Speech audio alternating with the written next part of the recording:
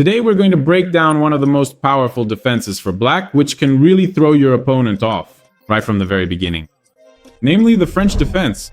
We'll go through every move in practice, I'll explain every idea, and this will be especially useful for my subscribers because the games will be at their level. That is up to the rating where most players are. Let's go. Alright, let's get started. Our first game is against an opponent rated 2059, jumping right in without a warm-up. But nevertheless, the game will be incredibly useful. We play d5 and our opponent chooses the exchange variation. The exchange variation is quite a popular choice for white against the French these days, so they don't have to bother with complications. And here I like this setup with knight to c6, pawn to d6, and then placing the knight on e7. Alright. This is a rather strange decision after knight to c3 because it seems like I can just take the pawn on d4 right now. For some reason, my opponent decided to give it up. There's no trap here and the bishop can't move anywhere. And yet, you see, this opponent actually has a pretty high rating. Alright, I need to be careful here. After all, there could be some tactical shots somewhere.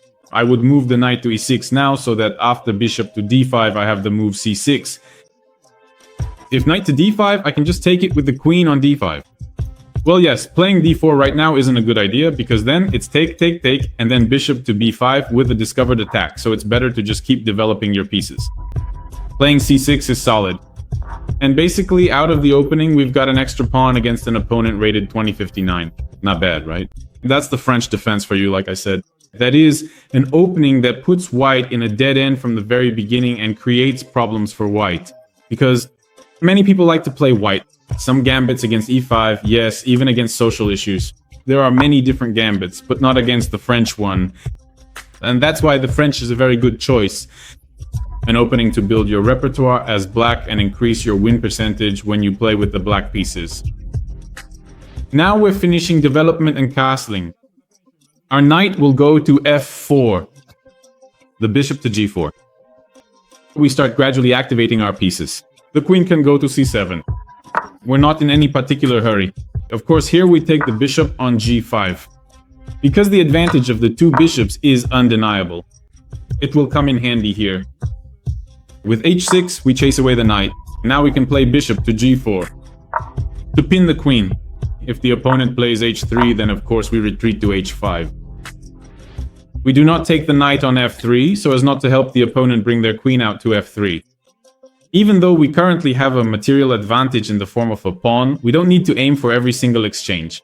Still, we approach them carefully. We play carefully and don't trade our good pieces for the opponent's bad ones, and we don't help them bring their pieces to good positions.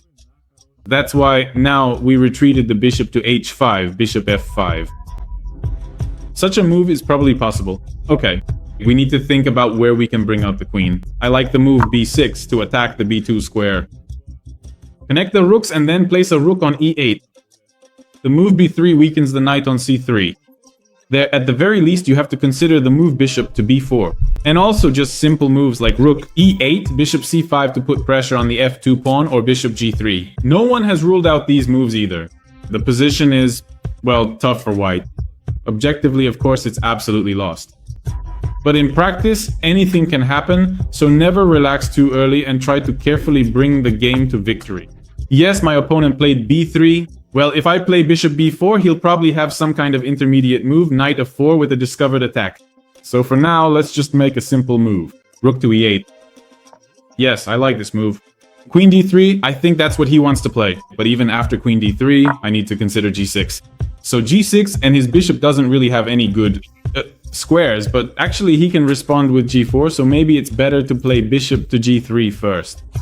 But then, there's also knight d4 or bishop c5. There are still options to force him, maybe to move his rook from ef1. And even then, knight e4 will still be a threat at some point, so there are some interesting ideas, but I don't want to capture. As I mentioned, I can play bishop g3, knight d4, then bring the bishop back to e5, and he'll return to f3. That doesn't really impress me much. And what if g6, g4? If we take, and then play the knight to f4, his pawn is also weak after all. This could be interesting, though of course the position does get a bit sharper in the sense that my king also becomes weaker, but let's check it out. It's intriguing. So there will be some kind of sharp play now, and his bishop doesn't have any more moves. That's why g4 is the only continuation he can choose right now, to try to trap my bishop in response. Take on f3 and then play g6. I couldn't because then there would be the move bishop to g6 and I'd be left hanging. So yes, here we take and then put the knight on e4. Now the pawn on f2 is under attack. He also has some weaknesses. Well, his king is obviously weak too. Knight to d4 could be an idea, I think, if I were in his place. Bishop to a5, then that move needs to be checked. That is, just apply pressure. Percy is doing his job just brilliantly. The pawn on f2 is in question. There's a move like rook to e2, maybe rook, f1 to somehow retreat. But then I think you could even just play king to h7, bring the rook over to g8, and then try to play for mate yourself, try to deliver checkmate, because after all, my pieces are also ready to attack the king side. But taking on e4 is obviously bad because... So he played knight to d4. Taking on e4 is bad because then there would be a double attack. But here we've already planned a move. Bishop to a5. Since I'm attacking the knight on d4. He probably has the move knight to e2. Knight to e2. That's a pretty decent continuation. Agreed, okay. So he's still holding on somehow, not giving up that knight. Sometimes you can even play c5 and win the exchange. At the very least, you can also move the king somewhere, either to h7 or to h8, to bring the rook on g8 into the attack. I really like that too. And I think it looks good and interesting. Of course, with the king exposed, you have to watch out for tactics a bit here. So you don't blunder anything.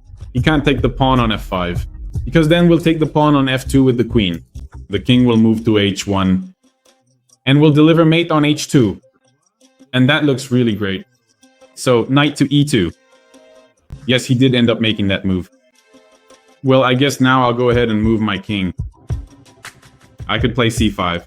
Take. And queen to f6, right? The double attack on the knight and the rook. Let's go with c5 then. Since c5 works, the position is still open. You definitely have to check active moves. Some kind of tactic. There you go. It seems to work, so we're not worried about the pawn on f5, since there's a pin here after all. We put pressure on the opponent and there end up being several hanging pieces at once. Yes, like the rook on a1 and the queen on f6. And so we get this kind of double attack on the knight that's on e5 and the rook that's on a1. What should white do? That's a big question. They're down a whole rook. The position is lost. Well, maybe the opponent will still try to find some chances to hold on in this game, but I really doubt it. The same idea of moving the king and then putting the rook on g8 still remains. Well, yes, queen to d5. He chose to continue, meaning he realized that taking is not possible and that I'm still not threatened by anything. I can calmly play c4, attacking f2, I can go rook to d8, I can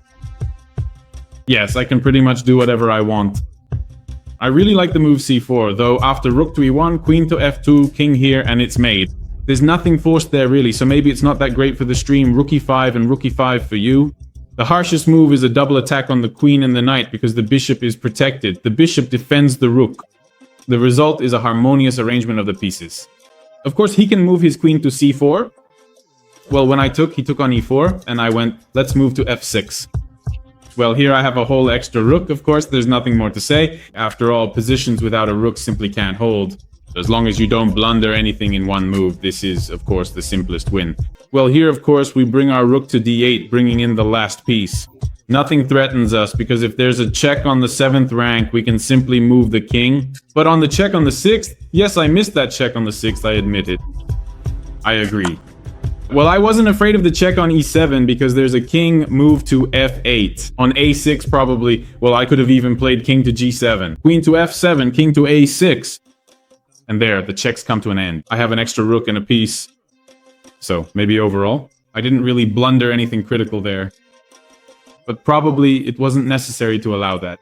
Nevertheless, now after the game, we'll analyze it and take a look. My opponent is also running out of time, so you wouldn't want to be the queen on e4. There's the move rook to g5, so the queen only has somewhere like a4 to go. Everything is so unfortunate here for my opponent that the queen, Fred, doesn't even have a decent square.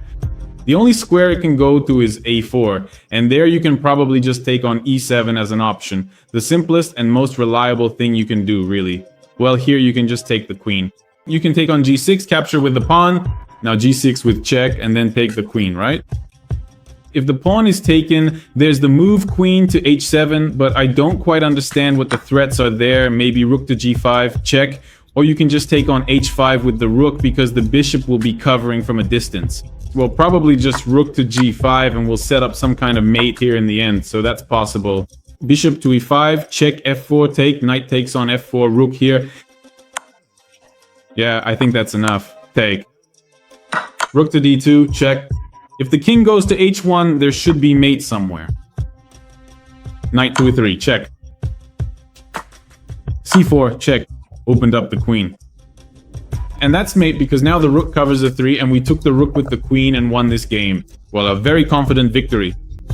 Let's see what the accuracy was in this game. And in this game, the accuracy was 94. Well, a confident, very confident victory. Let's move on to the next game. Let's keep going. Next game, and once again, we're playing the French defense, of course. Let's see how the opponent will play in this game. Closed variation, great, a change of pace. The exchange variation was also closed. Now, in practice, we're going to play. Here, there's an option to play queen to b6, immediately putting pressure on the queen side. And here, there's a detailed algorithm of actions after the knight moves to f5. So it seems like white takes on f5 and we ruin our pawn structure. In that case, we would then play bishop to a7 and then push g5. All these plans are analyzed in great detail.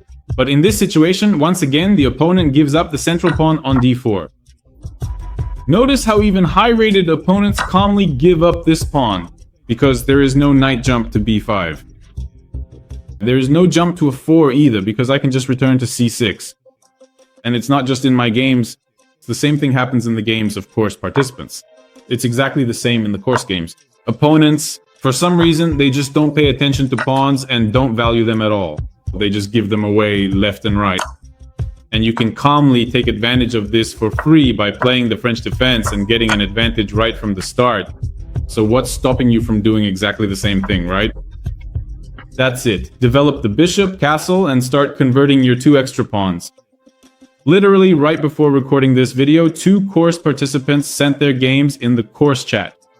And in both of them, right from the opening, they ended up with immediately winning positions. Their opponents just gave away pawns. Okay, so here my knight isn't hanging. Let's bring the rook up for now. The knight might go to c4 at some point. A simple conversion. I guess here I could have also played knight to f3. In this position, instead of castling, I could have played knight f3. Spoil my opponent's pawn structure, take the bishop. But here, to be honest, I relaxed a little bit. Let's make a left, just in case. So I don't accidentally blunder mate on the back rank anywhere. Knight to c4. We'll play it with tempo. Attacking the queen, attacking the b2 pawn. If we manage to take another extra pawn with you, that would be just amazing. He probably has to retreat back to b3, but actually b3 is not possible. Well, if he goes to g3, then we take, and then we take the pawn on b2. So that's already 3 extra pawns by move 20, playing as black. What more could you wish for? Tell me, please, when you're playing with the black pieces. Yes, now the opponent will try to create some problems on the king side. That's his last chance. We start pushing in the center. And here, after retreating to g3, the queen stops controlling a crucial square, after which we simply win the exchange, and now we have 2 extra pawns and an extra exchange. Now all that's left is to carefully checkmate him here. Well, let's not give anything away. Let's play bishop 5, rook g3 probably, that's his last chance, but after rook a3 we can even go a 4. No, he doesn't try that, so he'll play like this. Alright then, let's play queen c6, why not, and then push d4. We'll try to open up some lines. If queen takes d4, then queen e2. If knight d4, then queen e1 is mate. Thanks to my opponent for the game. A more than confident victory. Friends, the French defense. Subscribe to the channel so you don't miss new videos. And now we move on to the next game. And let's try to play a couple more games on leeches together. Here, our opponent has a rating of 1,277. Also we have a lot of subscribers at this level. I won't take berserk because I don't want to rush. And here we see the exchange variation again. The move queen e2 is considered bad. Just here, under no circumstances should you block with the queen. You can simply block with the bishop. Because the queen on e2 will only get in white's way here. Because it blocks the bishop. And again, the same crucial pawn on d4 is lost. Do you notice the pattern, right? I'm already thinking that this pawn is lost almost This is our third game, and in the third game, opponents are blundering this pawn. And it doesn't even depend on their level. Alright, well, let's castle. Let's bring the knight out to c5, trade off the dangerous light-squared bishop so that no one bothers us here. Well, and if he declines, then we develop our own bishop to a good position. We can place the queen somewhere on b6, for example. There are always some tactical nuances that can be connected with the knight jumping to b3. Well, after that, of course, we place the rooks in the center. If he takes on f5, then we'll recapture with the knight. That is, we recapture with tempo. Of course, we could have tried to save that bishop, but I decided that it wasn't necessary right now. We move the knight to d6. The knights are positioned beautifully. As I already mentioned, we exchanged the light-squared bishop. We placed the knight on c4. We threaten mate on b2, and at the same time we threaten a fork on the queen and the rook. Here, of course, you can take the queen knight to b6, a pawn to b, with an extra piece you can take here and take there. An extra exchange, but the opponent has huge problems with their king. You can also put a rook on e2, for example. Well, thanks for the knight. Here, the opponent just fell apart. He really shouldn't have taken berserk. Well, a good win. Let's move on. Alright, let's play the fourth and final game in the French Defense. The opponent's rating is 1875. And once again, the closed variation. Well, wonderful. 2 closed games, 2 exchanges. By the way, I should have taken on d4 here. Well, I can do it now. The opponent chooses a line with a pawn sacrifice on d4. In order to try to create problems for me on the king side, it's a line that makes sense. But if we carefully develop our pieces here with castling without rushing too much, then overall everything should be fine for us. Here we can place the queen on b6, that is, force the opponent to play b4. I was thinking about the f5 break, but realized there's a move, something like b5, yes, which is unpleasant. If I play knight to a 7, he'll go a 4, and that's probably not very good. So let's play a 6 for now, so that maybe I can regroup the knight and place the bishop on b5 to exchange it. He has the idea of pushing the pawn on the king side as an option, I think. That doesn't look bad. But I need to play through the queen side. For now, the king feels pretty comfortable in the center, in my opinion, because my opponent doesn't have an attack. Well, let's do it, yes. So I guess I'll give up the pawn on d4. But in return, I'll exchange the bad light-squared bishop, and then the game will become clearer. That is, if the opponent doesn't have the light-squared bishop in the French defense, it probably means that all of black's problems are basically behind them. Knight to a5, that's an interesting move. For now, I would probably just play knight to c6. I don't want to capture myself and help his queen get out. Let him take it if he wants to. I can take with the queen there if needed, but here I want to force him to capture on c6 and then recapture with the pawn, so that later I have the move c5 to disrupt his pawn structure. Well, alright, here I guess I'll actually take on d3 and then take on a5. Because here my opponent's pieces are hanging. Or maybe he's doing this on purpose, I don't understand. So he wants to get the b-file. Well, okay, then I'll castle for now. Then rook to c8. He won't be able to win back the pawn on d4 that easily for now, because his file is closed. Well, in the end, if he still wants to take on ce6, then I'll take back with the b-pawn, as I already said. Here, rook to c8. Let's go, so that after h5, my knight can retreat to f8. Well, this is all quite interesting, of course. I could play h5. Or just in case, I could play h6 for now, so that he can't push his pawn all the way to a 6. I mean, right now, of course, he could go a 5, then after nf8, a 6, and I would respond with g6. I don't know how dangerous that is, but the dark squares would be weakened. But now he can't do that anymore. So, and with the b-pawn, I'll take it, just as I planned. And here I have 2 possible pawn breaks. Going forward, the first break is a 5, bringing the bishop and rook into play on the queen side. And the second break is c5, involving the bishop and rook as well. Here. Both options look great. Well, let's go with a 5. So if he takes, we take back. He'll have a weak pawn on a 3. He'll take on d4. And then in turn, I'll take on a 3, as I already mentioned.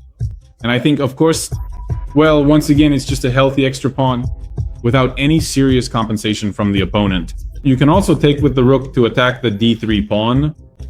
And at the same time, a 4 will be hanging. Or just take on a 4 right away. Interesting, it looks like he kind of wants to play h5, obviously. So let's just take the pawn on a 3 since the opponent is forcing us to take it. Fine, we'll take it. After the move h5, now the knight can go through a 7 to get to f5. He doesn't want to take that pawn at all.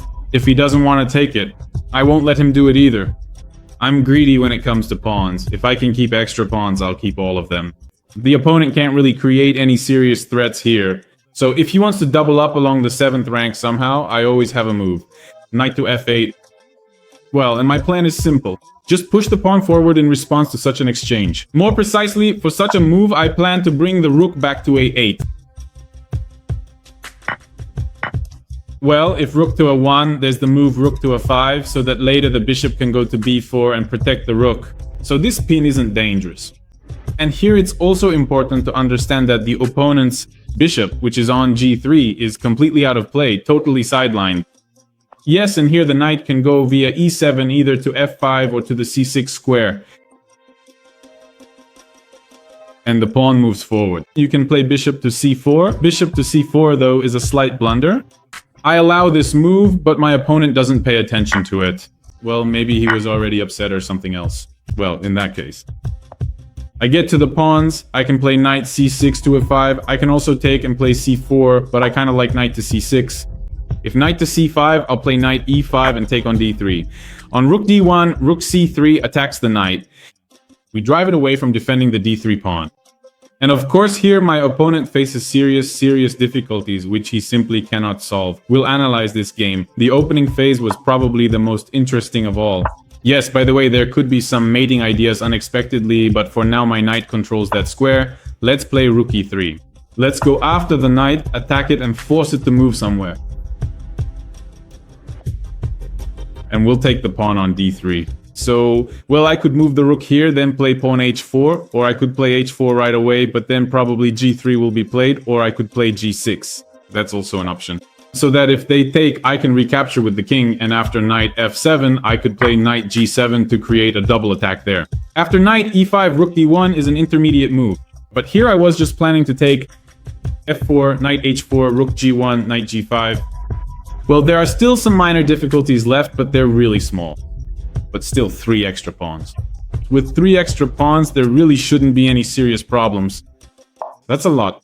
So king e8, some kind of attack or threat maybe. Here. I don't know, let's give a check. Just in case, I need to bring the king forward. On knight d6, there's king f6, and then the pawn just goes forward. Yes, the pawn goes forward.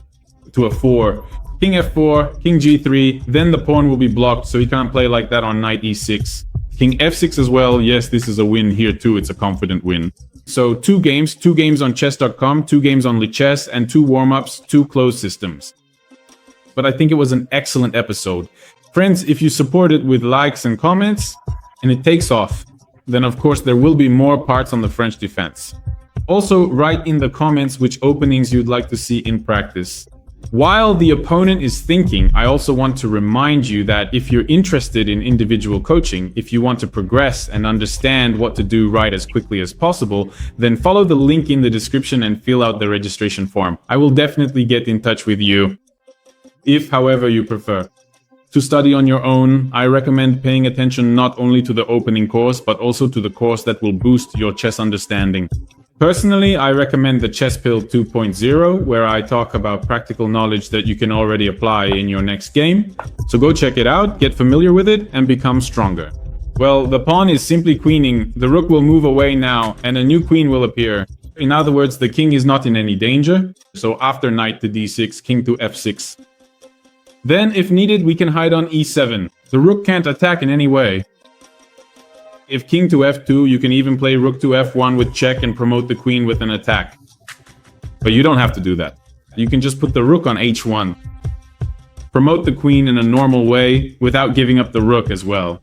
That's it. You wouldn't want to be in the opponent's shoes here. Overall, a useful game for him. Lessons? I think he'll learn from it and draw some conclusions. I don't know what opportunities he's trying to find, but whatever he tries here, unfortunately, nothing will help him anymore. f4. Well, actually, maybe that's one of the strongest moves he could try. Alright, let's go. Rook to f1. He'll take the knight. We'll promote the queen. He'll capture here. And we'll escape. Escape with the king. Forward. He can't stop the pawn. Alright.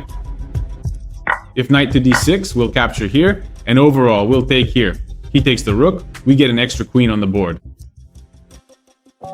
Yes, he admits his first defeat. I would really like to analyze this game. It was very interesting, especially this line in the opening. Sacrificing the pawn is possible, but I wouldn't say it's very good or gives white any particularly dangerous play. That is, queen to b6 is probably not quite right, as he says. He should have castled right away. But overall, the position never really went beyond equality. So yes, we eventually outplayed and outmaneuvered our opponent. The main thing, I think, is that in such positions it's important not to rush with castling so you don't end up under attack somewhere. Well, you see here the computer, he was calm about it and said that it was possible and overall it was fine to castle. Alright, let's just wait and see what the accuracy will be now, as the computer analyzes this game to the end. I'm just curious, somewhere bishop a3 was a mistake, here h5 was a bit more precise, but these are just the finer points of converting the advantage. In my opinion, well, 91.6 inaccuracies overall is fine, it'll do. Well, I hope this episode was extremely useful. Be sure to write your thoughts and let me remind you, if you want to see more, see you soon. Bye!